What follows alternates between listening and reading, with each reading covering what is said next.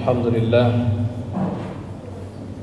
نحمده ونستعينه ونعوذ بالله من شرور أنفسنا ومن سيئات أعمالنا أشهد أن لا إله إلا الله وحده لا شريك له وأشهد أن محمدا عبده ورسوله لا نبي بعده اللهم صل وسلم على نبينا وحبيبنا وقدواتنا محمد وعلى آله وصحبه أجمعين فيا عباد الله اتقوا الله وقال الله في القرآن أعوذ بالله من الشيطان الرجيم بسم الله الرحمن الرحيم واتقوا فتنة لا تصيبن الذين ظلموا منكم خاصة واعلموا أن الله شديد العقاب.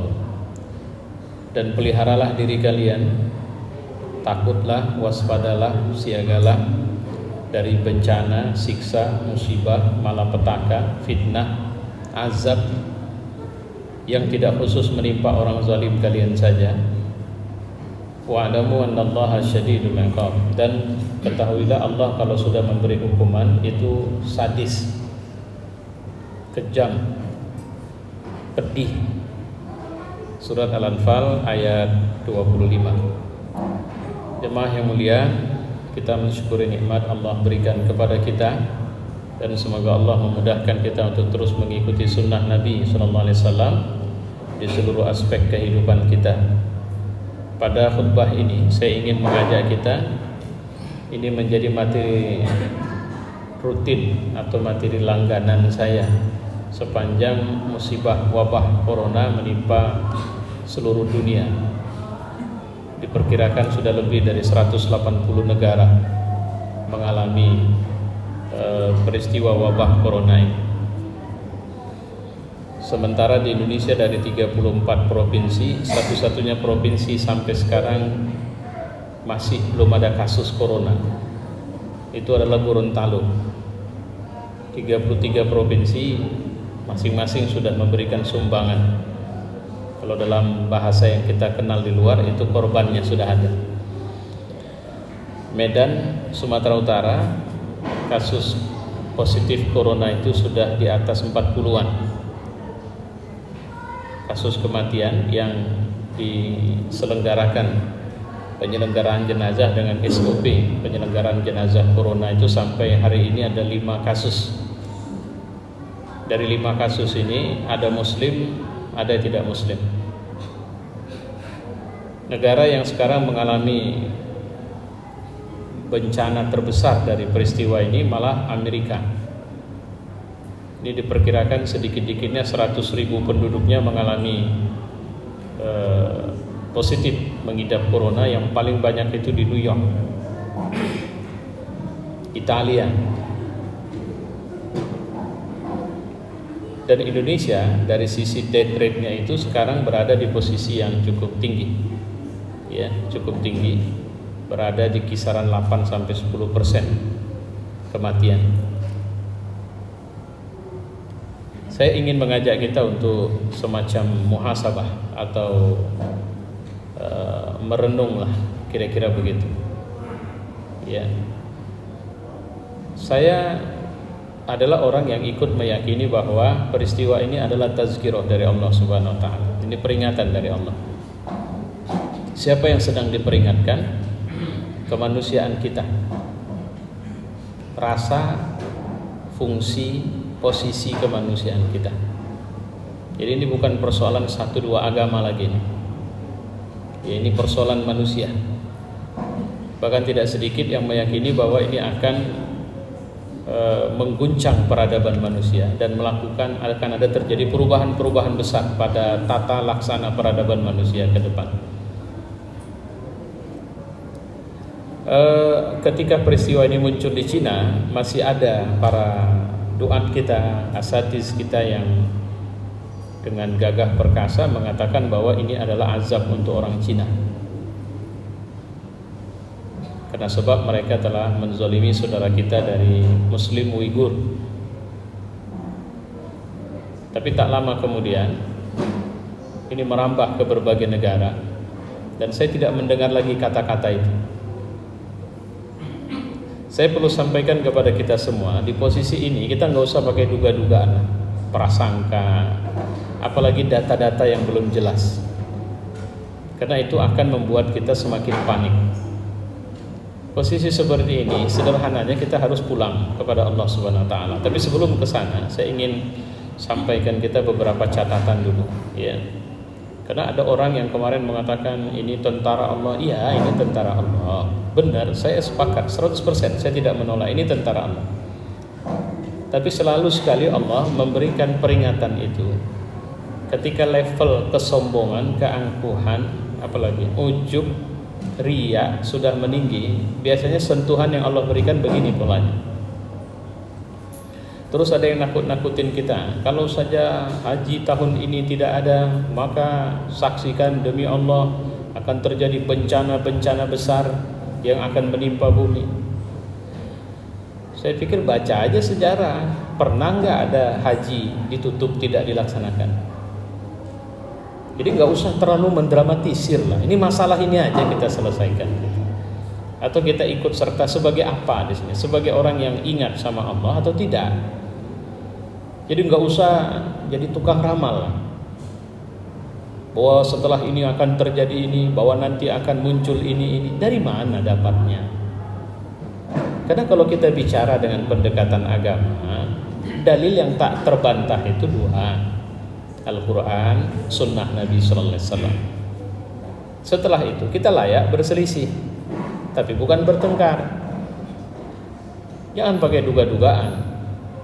Atau jangan berbangga, datang pula yang kemudian selalu mengangkat dirinya atau menyebut bahwa dia punya firasat. Dia ingin dikenal sebagai seorang alim yang berfirasat. Karena Nabi mengatakan bahwa akhir zaman firasat orang alim itu seperti isyarat nubuat, ya, 1/40 wahyu. Sehingga kebenaran kalau seorang alim sudah berfirasat itu, maka kebenarannya bisa 100%. Nah, pulangkan saja orang alim yang dimaksud itu dalam Quran. Innama yakhshallahu min ibadihil ulama. Bahwa sebenarnya orang yang paling punya rasa takut kepada Allah itu adalah orang alim. Jadi kalau paling punya rasa takut itu enggak teori, kelihatan dalam bukti, dalam akhlak, dalam bicara, dalam ibadahnya. Jadi bukan muncul tengkarnya, sok hebatnya, bukan itu. Ini yang harus kita garis bawahi. Pertama, saya perlu mengatakan bahwa sebenarnya seluruh umat Islam di permukaan bumi sudah mengalami atau terjangkit wabah ini. Jadi virus corona ini atau COVID-19 ini sudah kena kita semua ini. Walaupun tingkat apa istilahnya itu, mohon maaf saya tak dapat ketemu istilahnya. Cuma level wabah ini menjangkit kita itu masing-masing. Pertama sekali, wabah ini sudah menjadi sebab tertolaknya orang-orang berangkat umrah. Itu level 1 itu. Jadi orang tak bisa lagi pergi umrah. Dunia ditutup. Dan waktu itu saya masih ingat Indonesia sempat minta kepada pemerintah Saudi agar untuk Indonesia dikecualikan karena Indonesia tidak punya kasus corona. Seingat saya hanya berapa hari kemudian Presiden mengumumkan Indonesia sudah ada 2 kasus. Itu tanggal 2 Maret. Sekarang kita di tanggal, saya hilap ini 9 apa 10 ini. Ini karena udah kebanyakan di rumah jadi tanggal pun lupa ini sudah. Ya. Kasus corona di Indonesia sudah tembus di angka 3.000. Jadi hanya waktu sekitar sebulanan lebih sedikit dari 2 kasus menjadi lebih dari 3.000 kasus sekarang. Kematian kalau versi Anies Baswedan untuk kasus Jakarta saja, saya baca di awal April beliau mengatakan bahwa Jakarta itu sudah menguburkan jenazah dengan SOP corona itu menembus angka di atas 400 orang. Walaupun pemerintah mengatakan kasus kita masih sekitar 200-an. Nah baik, kita balik dulu kemari ini. Saya mohon maaf nanti kalau khutbah ini agak sedikit panjang. Kasus ini pertama menghambat kita umroh, tapi saya yakin kita belum merasa kalau umroh yang masih terhambat. Kenapa? Orang saya tak ada kebutuhan, saya tak mau berangkat umroh. Paling yang waktu itu saya punya teman yang harusnya berangkat tanggal 6 Maret batal. Nah, dia yang terasa. Kenapa? Puluhan keluarganya, belasan yang harusnya berangkat batal semua. Jadi yang kesentuh mereka. Belakangan pemerintah Saudi melakukan pengetatan, tidak hanya umroh dibatalkan, tapi warga muqimin Makkah dan Madinah Al-Munawwarah itu tak bisa lagi mengakses Masjidil Haram kecuali dengan sangat terbatas. Jadi mereka boleh tawaf, awalnya masih bisa tawaf, tapi jangan lupa Ka'bah sudah tak bisa disentuh. Kalau bulan 11 saya masih ingat, terakhir saya bulan 11 pergi umroh, nyentuh Ka'bah memang payah. Kenapa? Banyak kali orang. Sekarang orang tak ada tapi tak tersentuh, tak boleh. Ka'bah tak tersentuh, nengoknya pun tak bisa jarak dekat. 1 meter, 2 meter, 3 meter, 10 meter tak bisa. Itu awalnya. Mereka bisa tawaf tapi mereka sudah tidak dikasih sentuh Ka'bah. Belakangan pemerintah Saudi melakukan pengetatan lebih ketat lagi untuk akhirnya masjid utama dan mataf. Mataf itu tempat tawaf di halaman Ka'bah tidak boleh diakses. Masjid Nabawi, Grand Mosque, masjid utama, masjid yang dibangun Rasulullah yang 50 kali 50 meter persegi dan sampai perlebaran di masa Utsman, itu nggak bisa disentuh lagi. Jadi Babus Salam tutup. Makam Rasulullah tak bisa diakses. Allahu Akbar. Tak bisa kita ziarah. Raudhah tak boleh lagi. Tempat himpun doa itu tutup. Imam pun tak boleh sholat jadi imam di situ. Mundur ke belakang ke pelebaran yang baru. Belakangan makin ketat lagi untuk Makkah karena kita belum merasakan. Akhirnya Makkah ditutup aksesnya untuk Masjidil Haram dan Masjidil Nabawi ditutup aksesnya untuk siapapun sholat Jumat kecuali hanya para petugas saja. Maaf, bukan sholat Jumat, sholat berjamaah 5 waktu dan juga sholat Jumat tentunya tidak boleh. Warga Makkah Madinah mereka tidak boleh masuk. Hanya diberikan pada waktu-waktu yang sangat terbatas, walaupun belakangan dibuka dari jam 6 sampai jam 12 masyarakat Makkah bisa tawaf di mataf utama. Belum terasa, kita nggak terasa karena nggak tertengok kita itu, nggak di situ kita. Tapi yang kalau saya terasa sekali itu, apakah pemerintah Saudi yang tidak mau kita umroh dan tidak mau kita menyentuh Ka'bah? Tidak, saya yakin tidak. Saya yakin Allah yang tolak kita untuk pegang Ka'bah, untuk masuk Raudhah, untuk ziarah ke makam Rasul hari ini. Karena bagi pemerintah Saudi ini, jamaah umroh ini devisa. Coba bayangin berapa banyak kerugian yang mereka alami dengan membatalkan umroh dan berkemungkinan haji tahun ini. Karena kalau haji itu bukan karena coronanya masih menyebar, tapi persiapan untuk melayani itu tidak semudah yang kita bayangkan. Kalau sekarang belum disiapkan, itu agak repot. Karena pemerintah Saudi pun sudah minta Indonesia jangan bayar dulu. Baru terasa setelah Singapura menutup sholat Jumat. Ya, Singapura menutup sholat Jumat. Dan kemudian kenapa? Karena dikhawatirkan ada jamaah yang bisa saling menginfeksi atau menebarkan virus satu sama lain. Kemudian Istiqlal mengumumkan tidak akan melaksanakan sholat Jumat sampai tanggal 19 April nanti. Kita tidak tahu apa masih berlanjut itu.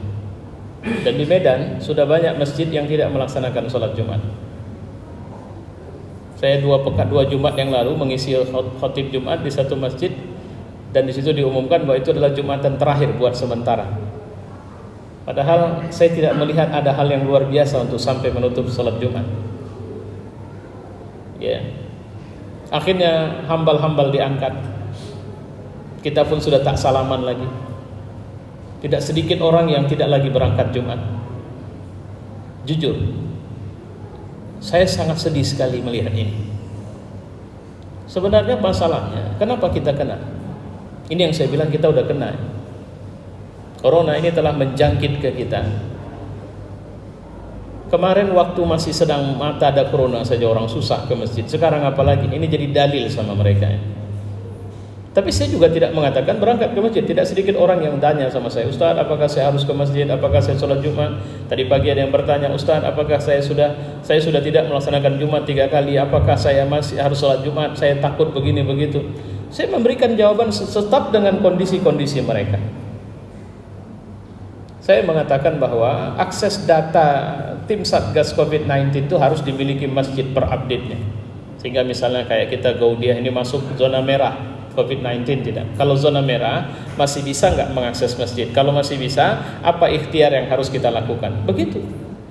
Jadi bukan sama sekali kemudian hanya modal takut kemudian tidak berangkat ke masjid, kecuali kalau dia sudah tidak terkendali. Saya sepakat dengan adanya fatwa ulama yang mengatakan di situasi seperti itu haram sudah, bukan lagi boleh, haram. Saya sepakat itu. Kenapa? Karena di sini hifzun nafs, menjaga jiwa itu jauh lebih utama.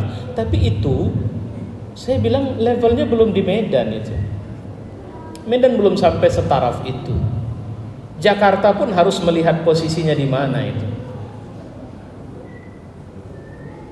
Karena terus terang agak sulit dalam khutbah ini memperpanjang itu. Tapi saya cuma ingin mengingatkan kepada kita semua apa yang sebenarnya tengah terjadi. Ini tamparan keras ini.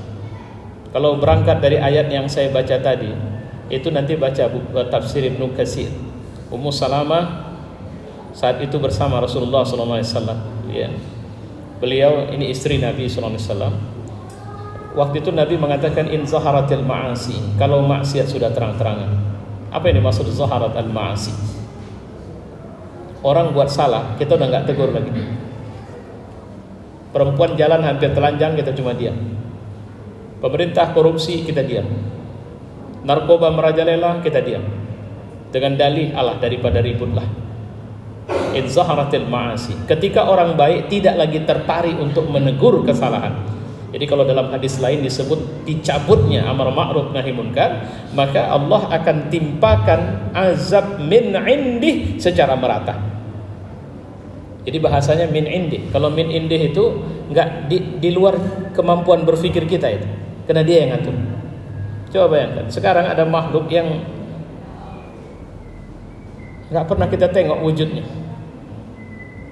Tidak tahu di mana, kenapa, bagaimana, tapi kita sangat ketakutan dengan makhluk yang bernama COVID-19 ini. Coba ya, Amerika presidennya, Indonesia, semua dunia sekarang kalang kabut. Tidak ada kekuatan senjata, tidak ada kekuatan kehebatan satu negara, orang kaya, orang miskin, orang pintar, orang bodoh, pejabat, semuanya sekarang mengalami getaran yang sama, getaran ketakutan. Tapi mohon maaf, saya tidak sedang mensepelekan masalah ini. Kalau saya memperhatikan trennya ini yang ditimpa COVID-19 ini, semoga Allah menjaga kita semua. Itu trennya berangkat dari orang yang terdeteksi dengan bahasa mereka terbiasa dengan kezaliman itu. Itu dari sana. Ini kalau kita biarin terus, ini akan turun ke bawah, kemana? Akan merambah kepada orang-orang soleh. Ama fihim salihun, ya Rasulullah, apa tidak ada orang soleh? Kenapa ditimpakan azab? Kata Nabi, ada. Apa yang terjadi sama mereka? Maka Nabi mengatakan mereka juga kena. Dalam hadis lain, ketika nahi amar ma'ruf nahi munkar hilang dari kita, maka apa yang terjadi? Kata Nabi, rata azab. Dan kalau orang soleh kalian berdoa, Allah tidak kabulkan lagi. Itu kenapa? Kalau kita tidak pulang kepada Allah. Ini sebenarnya kita dihadapkan kepada sebuah dinding yang kita nggak tahu mau kemana lagi. Kalau saya mengatakan kita seperti sedang berada di kobaran api, seperti Ibrahim alaihissalam sedang berada di kobaran api. Kita sekarang berada di tepi laut merah yang kita tidak tahu harus ke kanan, ke kiri atau ke depan. Tapi perintah belum datang. Seperti Musa alaihissalam ketika dia membawa pasukannya. Kita seperti berada di Gua Saur pada saat Nabi bersama Abu Bakar, yang ketika pasukan atau orang-orang kafir Quraisy sudah berdiri di mulut gua, Abu Bakar dengan menangis mengatakan, ya Rasul, biar aku yang keluar. Tapi Nabi mengatakan, la tahzan, innallaha ma'ana. Jangan takut, Allah bersama kita. Apa yang harus kita bangun sekarang? Saya mengatakan tawakal. Apa itu tawakal? Pasrah, Ustaz? Tidak. Tawakal itu bukan pasrah. Kalau boleh saya bahasakan sederhana, masalahnya apa? COVID-19, Ustaz. Apa yang kau takutkan? Aku takut terkena. Kenapa kau takut terkena? Aku tidak mau mati, aku tidak mau sakit. Baik, pertanyaannya, siapa yang kasih mati? Allah. Siapa yang buat sakit? Adakah itu di luar ketentuan Allah? Tidak. Kalau begitu sakit juga ketentuan Allah? Iya. Jika kau sakit, apa yang kau butuhkan? Obat. Oke, baik. Kenapa kau butuh obat? Saya butuh dan saya mau sembuh. Siapa yang bisa menyembuhkan? Allah. Kalau tidak ada obatnya, maka kau akan pergi kemana? Ketika kau sakit, kau belum menemukan obatnya, atau ada obat tapi kau tidak berdaya mengambil obatnya, maka kepada siapa kau pergi? Kepada yang bisa menyembuhkan penyakit. Maka pergilah ke sana. Siapa? Allah. Bagaimana caranya? Allah cuma mengatakan, ini mohon maaf ini bahasa yang saya simpelkan saja. Allah cuma bilang, sudah seperti apa ikhtiar? Apa yang sudah kau buat? Saya ketika jamaah tabligh di Malaysia itu saya ada mendapat tulisan dari seorang di salah satu kumpulan grup WhatsApp Malaysia. Ada ustadznya, saya khilaf siapa itu, tokoh penting lah, yang divonis positif COVID-19. Akhirnya dia diisolasi. Apa yang terjadi? 4 hari negatif. 4 hari negatif.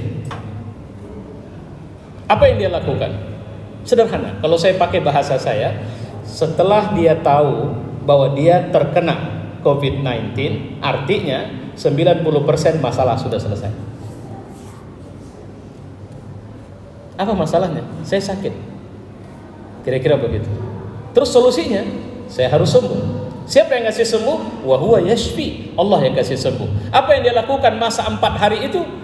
Dia menguatkan zikirnya kepada Allah, ibadahnya kepada Allah, dan dia mengatakan seorang mukmin tidak akan pernah bersedih.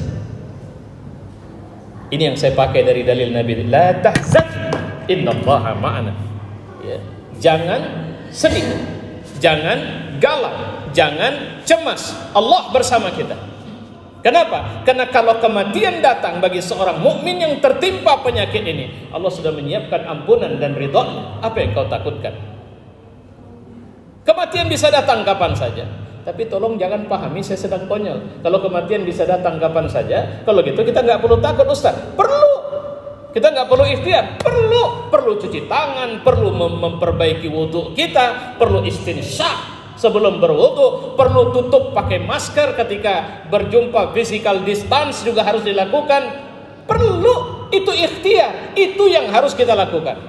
Di saat Musa alaihissalam tidak berdaya, harus menyeberangkan orang dari Laut Merah. Tahu ikhtiar apa yang disuruh Allah sama Musa? Pukulkan tongkatmu itu ya Musa. Logis? Tidak logis itu.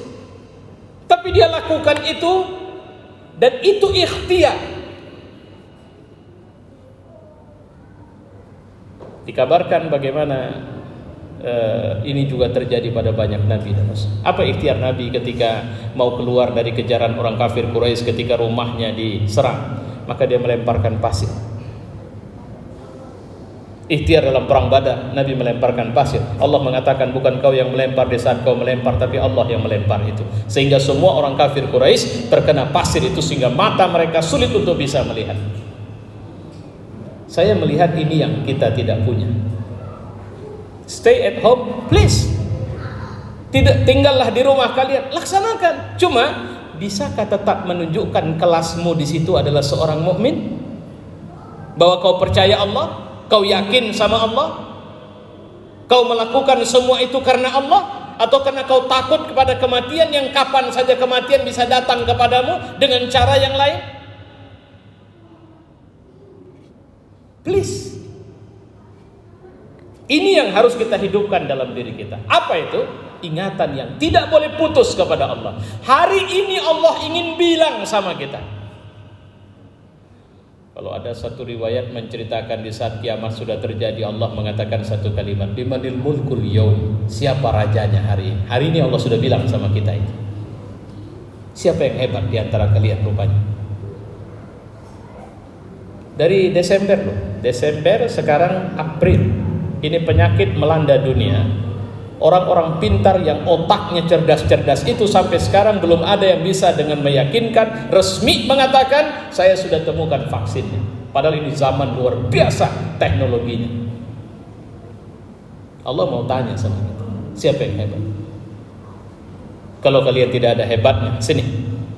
Aku yang punya semesta ini. Mari sini. Mari sini itu bukan secara personal. Ini yang kadang-kadang makanya saya kadang mohon maaf saya dan mohon ampun saya sama Allah. Saya khawatir negeri kita ini akan lebih lama ini musibah. Kenapa? Tingkah-tingkah dari petinggi kita, bahkan orang-orang yang kita harapkan bisa menyejukkan hati kita, tak sejuk kita. Fa'tabiru ya ulil absar.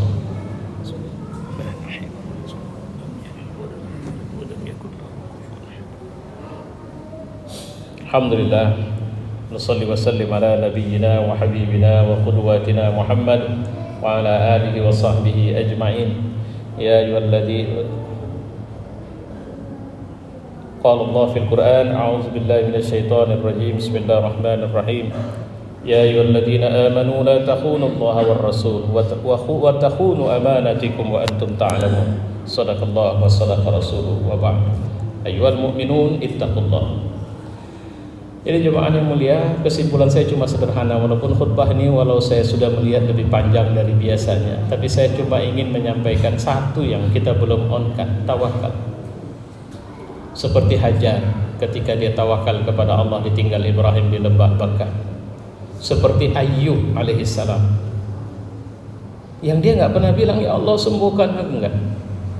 Saya membaca riwayatnya bagaimana ketika sakit itu sudah melanda habis-habisan, dia masih tenang. Orang kampung suruh dia pergi, sampai-sampai dia bilang sama istrinya, sudahlah, biarlah aku sendirian di sini. Istrinya tidak mau pergi. Dia tidak pernah mengeluh, dia tetap berzikir, dia tetap beribadah. Sampai ketika penyakit yang mengeluarkan nanah, dikabarkan bahwa itu sampai nanah itu berulat. Jadi kudis-kudis tubuhnya berulat. Sampai ketika langit-langit mulutnya sudah mulai dijalari oleh penyakit itu. Sampai kemudian bibirnya sudah mulai penuh dengan kudis penyakit itu. Saat itulah dia mengatakan, ya Rabb, aku sakit dan Kau maha pengasih dan penyayang. Dia nggak bilang Tuhan sembuhkanlah aku, tidak. Kenapa dia bilang ya Rabb, aku sakit? Kenapa dia tidak bilang sembuhkan aku ya Allah? Dia cuma bilang aku sakit. Saya melihat sederhana saja. Sebenarnya dia khawatir kalau Allah tidak suka lihat dia lagi. Dia khawatir jika sakit itu mengurangi kehusyuan ibadah dia sehingga Allah pun tidak menatap dia sebagaimana awalnya. Kecemasan itu dia lampiaskan dengan kalimat, ya Allah, aku sakit. Jadi artinya, ya Allah, kalau Kau lihat aku agak payah menyebut namamu sekarang, kalau Kau lihat aku agak susah berzikir kepadamu, bukan aku tak mau, bukan aku tak mau sebut namamu, bukan aku tak mau zikir padamu, tapi aku sedang sakit ya Allah. Coba bayangkan kita punya anak yang biasa rajin bantu kita. Kita suruh dia mau, kita suruh dia mau. Tapi hari ini dia khawatir anak ini patuh betul sama kita. Hari ini kita suruh, dia langsung mengatakan, "Ma, ya, aku sedang sakit." Tapi dia tidak menolak.